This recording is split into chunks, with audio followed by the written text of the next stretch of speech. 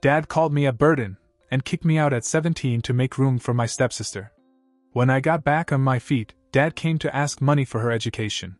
I laughed and said, "When my mother died, I thought the worst had already happened. I was 17, barely holding myself together, and drowning in grief. She was the glue that held our family together, and without her, everything fell apart almost immediately. My father, who had always seemed reliable, didn't even let the dust settle. For months after the funeral, he announced that he was getting married to a woman named Scarlett. Scarlett was no stranger. She was a coworker he'd been friendly with for years. At the time, I thought it was just his way of coping, throwing himself into something to avoid dealing with his feelings. But even then, it felt fast. Too fast. I wasn't the only one who thought that. Relatives whispered at family gatherings, old friends stopped coming around, and even my Aunt Sarah, my mother's sister, called him out on how disrespectful it looked. But he brushed it all off, saying it was his life and his rules. Scarlett wasn't the only new arrival.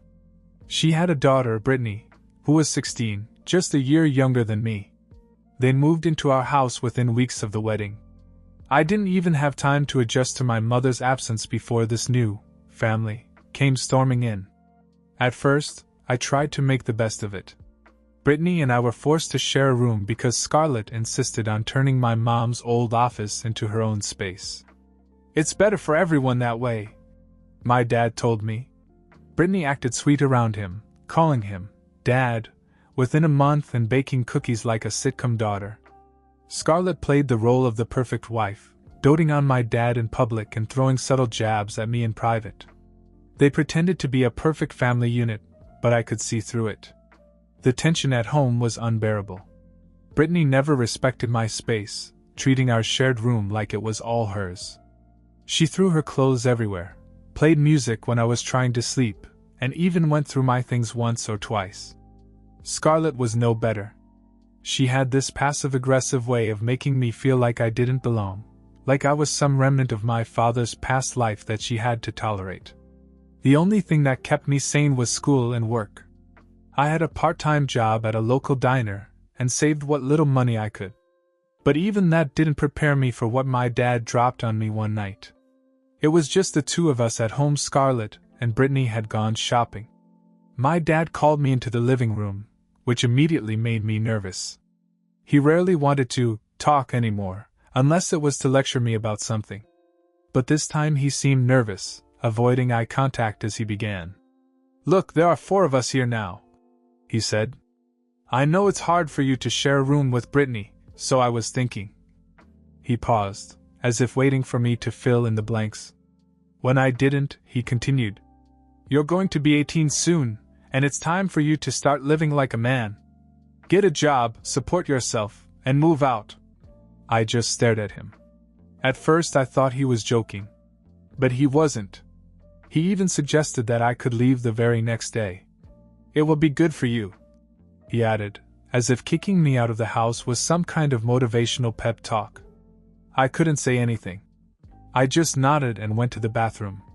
I don't often cry, but that night I couldn't stop. The next day I packed my things and left. My dad didn't even try to say goodbye. He just acted like it was a normal day. I went to my Aunt Sarah's house, not knowing what else to do. She was shocked when I told her what had happened, but she didn't hesitate to let me stay with her. Her husband and son took me in as well, and for the first time in months, I felt like someone actually cared about what I was going through. That was the day I realized I was on my own. Living with Aunt Sarah was like a breath of fresh air. She and Uncle Chris treated me like family, something I hadn't felt in a long time. My cousin Jake, who was about my age, quickly became like a brother to me. He'd knock on my door to see if I wanted to shoot hoops or grab a burger. It was small stuff, but after everything I'd been through, it mattered. Still, I couldn't shake the bitterness I felt toward my dad. Every time I thought about him kicking me out of the house, I felt this mixture of anger and shame. I hated that I had cried over it. I hated that I even cared. But most of all, I hated how easily he had replaced me with Scarlett and Brittany. Aunt Sarah told me I could stay as long as I needed, But I didn't want to freeload. I took every shift I could at the diner, saving every penny. I even started doing odd jobs on the weekends, mowing lawns, walking dogs, whatever paid. It wasn't glamorous, but it kept me busy and gave me a sense of control. By the time I turned 18, I was juggling 3 different jobs. It was exhausting, but it felt good to know that I was on my own. Aunt Sarah and Uncle Chris have been my biggest cheerleaders.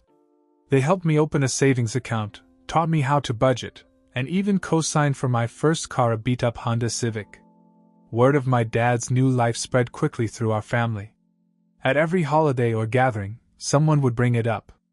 Apparently, Scarlett and Brittany were still playing the perfect family act, but cracks were beginning to show. Brittany was skipping school and spending all her time with a sketchy boyfriend, while Scarlett had blown through most of my dad's savings on shopping sprees and spa days. "You're better off without her," Aunt Sarah told me one night. And I knew she was right. By the time I was 20, I finally felt like I had my life together. I wasn't rich by any means, but I was making about $5,000 a month from a mix of freelance work and part-time gigs. I had a decent place to live, a reliable car, and enough savings to take the occasional weekend trip. Life was stable, even enjoyable. I barely spoke to my father during those years. We'd exchange a quick, "Happy Birthday," or "Merry Christmas," on the phone, but that was it.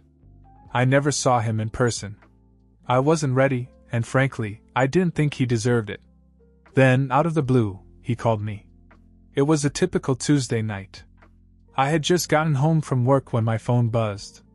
His name flashed on the screen, and for a second I thought about ignoring it. But curiosity got the better of me. "Hey," I replied, my voice flat. "Hey, son," he said as if nothing had happened. "I was hoping we could talk. In person." I hesitated. "Why?" "There's something important I need to discuss with you," he said. "Can we meet at Aunt Zoya and Uncle Chris' house? Tomorrow?" I didn't want to say yes, but part of me wanted to hear what he had to say. So I said yes. The next evening I drove to Zoya's house, my stomach in knots. He was waiting for me outside, leaning against his car like he didn't care. He smiled when he saw me, but I didn't smile back. We started small talk. He asked how I was, what I'd been up to, how work was going. I kept my answers vague, not giving him much to go on. After a few minutes, he got to the point. "I've seen some of your Instagram posts," he said. "You've been traveling, buying nice things. You seem to be doing well." I shrugged. "I'm doing well." He nodded, then hesitated before saying, "I was hoping you could help me with something." Here it was. I knew there must be a reason for this sudden interest. "What do you mean?" I asked. "It's Brittany," he said, as if I should have seen it coming. "She wants to go to college, but tuition is expensive. Scarlett and I were having trouble covering it." I stared at him, waiting for the punchline. But he was serious. "You have money now," he continued. "You're her brother. Don't you think you should help?" I couldn't help myself, I laughed. Not just a little chuckle, but a full, bitter laugh. "Are you serious?" I said. "You kicked me out of the house to make room for her, and now you want me to pay for her education?" He tried to backtrack and say it wasn't like that, but I wasn't having it. "You made it clear years ago where I stood in your life," I said. "Don't expect anything from me now." He called me selfish, said I was holding a grudge, but I didn't care. I told him we were done, got in my car and drove away. I thought that was the end of it. I had said my piece, driven away, and fully expected my dad to disappear from my life again. But it wasn't over. 2 weeks later, Scarlett called. I barely recognized her voice at first because I hadn't spoken to her directly in years. She skipped the pleasantries and got right to the point. "Your father's been a wreck since your little stunt," she said, her tone sharp. "He barely eats, he's stressed all the time. Do you really hate him that much?" "Scarlett, I don't know what you think is going on here," I said, already regretting picking up the phone. "I'm not paying for Brittany's college, and I'm not coming back to this circus of a family." That's not what this is about, she snapped. This is about you ruining him. He just wants to make things right, and you're making it impossible. I hung up. I didn't want to get sucked into her drama, but the conversation was bothering me more than I wanted to admit. The thought of my father, barely eating, made me feel guilty, no matter how much I hated what he had done. I couldn't sleep that night. Part of me wondered if I should have handled things differently. Not for Scarlett or Brittany, but for my father. Maybe he really was trying to make amends, even if he went about it in the worst possible way. Then, out of nowhere, another twist came crashing into my life. It was a Sunday afternoon, and I was working on a freelance project when Aunt Sarah called. Her voice was shaky, almost panicked. "Did you hear about your dad?" she asked. "No, why?" I said, my chest tightening. "He's in the hospital. Scarlett called me." I just sat there for a second, trying to process what she'd said. Apparently, he had collapsed at work and had been rushed to the emergency room. The doctors thought it was a heart attack. I didn't know what to feel. Anger? Sadness? Guilt? Maybe all of it. But I knew one thing: I wasn't ready to face him. Still, Aunt Sarah urged me to go. "You'll regret it if you don't," she said. So I went. Walking into the hospital room felt surreal. My father looked so much older than I remembered. He was pale, hooked up to machines, and barely resembled the man I grew up with. Scarlett sat next to him, dabbing at her eyes with a tissue, while Brittany scrolled through her phone in the corner. He turned his head when he saw me and his eyes lit up for a moment. "You came," he said weakly. I nodded but said nothing. Scarlett didn't waste any time. She stood up and put on her best, concerned wife act. "He asked for you," she said. "You should talk." She and Brittany left, leaving us alone. "I'm sorry," he said, his voice barely above a whisper. "For everything." It caught me off guard. He looked genuinely remorseful, like he was carrying the weight of his mistakes. I didn't know what to say. "I was wrong to kick you out," he went on. "I was wrong about a lot of things. I didn't know how to handle things after your mom died." I wanted to believe him. I really did. But part of me couldn't forget all those years of neglect, the way he'd chosen Scarlett and Brittany over me. "I'm glad you're doing well," he said. "I see it on Instagram. You've made a good life for yourself." I nodded again, still not sure how to respond. Before I could say anything, the door burst open and Scarlett stormed in, looking furious. "What are you doing?" she snapped. "Why are you apologizing? He's the one who abandoned this family." I froze. "Are you serious?" I said, finally finding my voice. "You think you're the victim here?" She shot back, ignoring me and glaring at my father. "You're the one who made this family fall apart." It was chaos. My dad tried to calm her down, but his voice was too weak. Brittany, who had come back in at some point, was laughing at something on her phone, completely disconnected from what was happening. I couldn't take it anymore. I left the room, my mind racing. That night Aunt Sarah called me again. "I need to tell you something," she said, her voice hesitant. "What now?" I asked, pulling myself together. "It's about Scarlett. Apparently she's been cheating on your dad." I felt like the rug had been pulled out from under me. Sarah explained that Scarlett had been dating a rich guy behind my dad's back for months. She had only stuck around because she thought my dad could still provide for Brittany. But now that his health was failing and his finances were drying up, she was planning to leave him. "She's leaving tomorrow," Sarah said. "She already told Brittany." I didn't know whether to feel angry or vindicated. This woman had destroyed my family, and now she was going to walk away like none of it mattered. The next day it happened. Scarlett packed her things, took Brittany, and left my father alone. For the first time in years, he called me, not to ask for money or help, but just to talk. "I don't know what to do," he admitted. I didn't have an answer for him. After Scarlett left, my dad hit rock bottom. Aunt Sarah told me that he texted her almost every day, apologizing for everything he'd done. I didn't respond. I couldn't. I needed time to process everything: the hospital visit, Scarlett's betrayal, and his sudden change in attitude. To my surprise, my father began to recover. His health improved faster than anyone expected. When he was discharged, he looked stronger, though the weight of everything that had happened was still etched on his face. I didn't visit him after he came home, but I kept hearing updates from Aunt Sarah. Apparently, Scarlett's boyfriend, that rich guy she'd been seeing behind my dad's back, had been coming to their house almost every day while my dad was in the hospital. He hadn't even tried to hide it. Scarlett and Brittany were parading the guy right in front of my dad, and the neighbors had started talking. I wasn't sure whether to feel sorry for my dad or be satisfied that he was finally getting a taste of the chaos he'd brought into my life. Either way, he was alone now, and it seemed that he was finally realizing the consequences of his actions. One night I got a call from him. For once, he didn't sound angry or defensive. His voice was calm, almost hesitant. "I know I don't deserve this," he began. "But can you come over? I just want to talk. No drama, no demands. Just talk." I wasn't sure why, but I said yes. When I walked into the house, it was like walking into a ghost town. The place was eerily quiet, stripped of Scarlett's gaudy decorations and Brittany's endless clutter.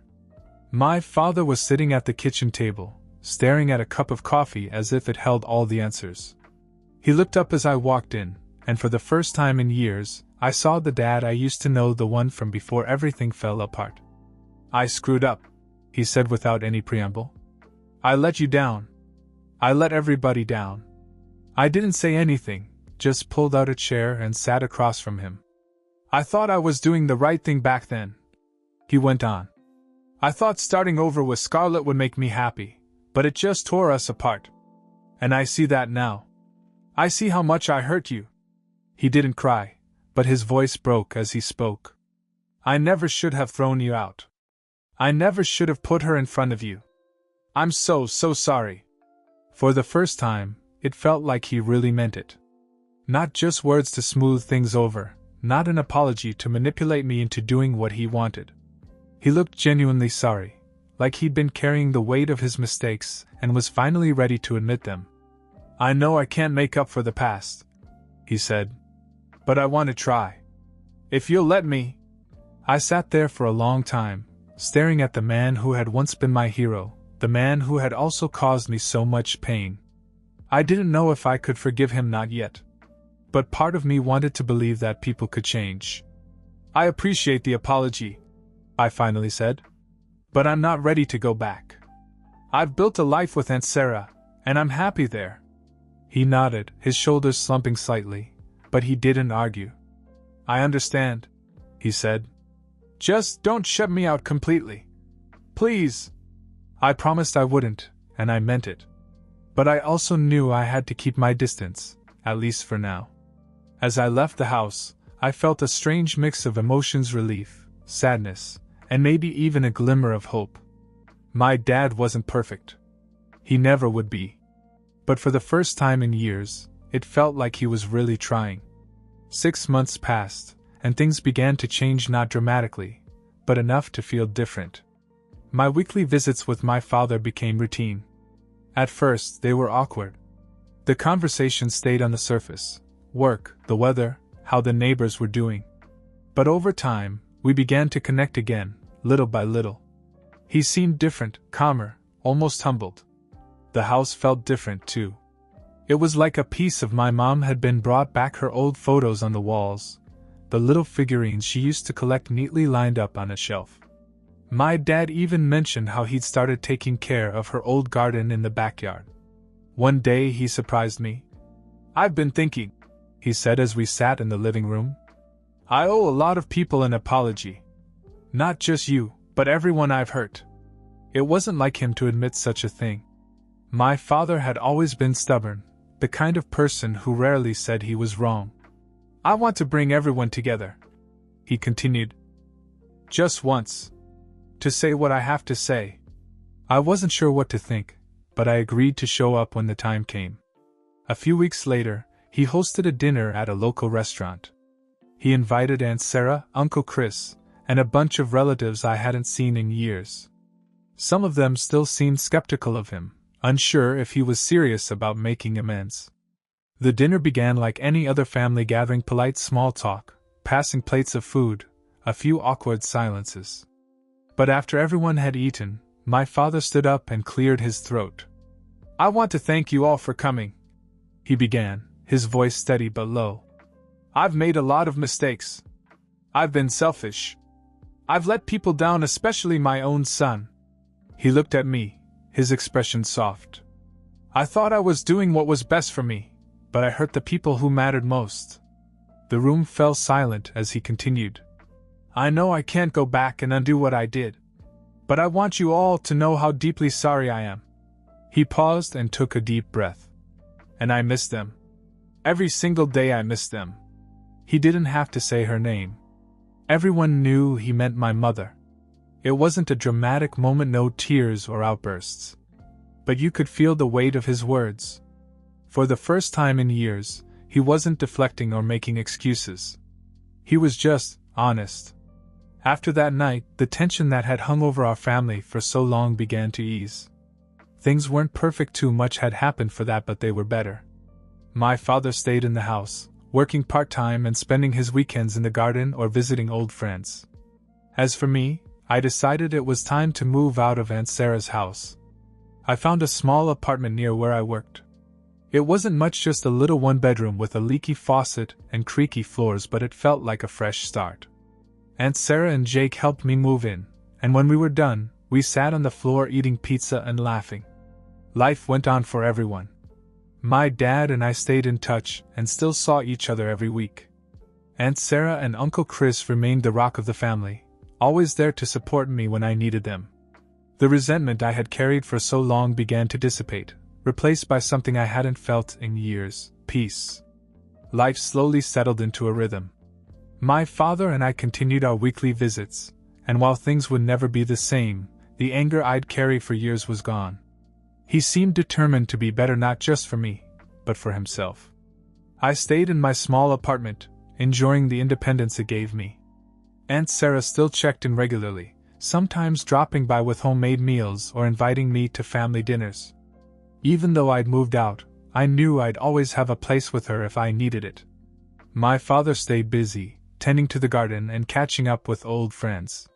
He even joined a local book club, which was so unlike him that I almost didn't believe it when he told me.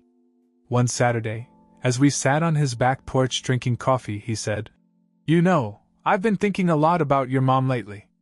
She wouldn't be proud of the way I handled things, but I hope she'd be proud of what I'm trying to do now." I didn't know how to answer, so I just nodded. Sometimes words weren't necessary. We were far from perfect, but for the first time in a long time, it felt like we were okay.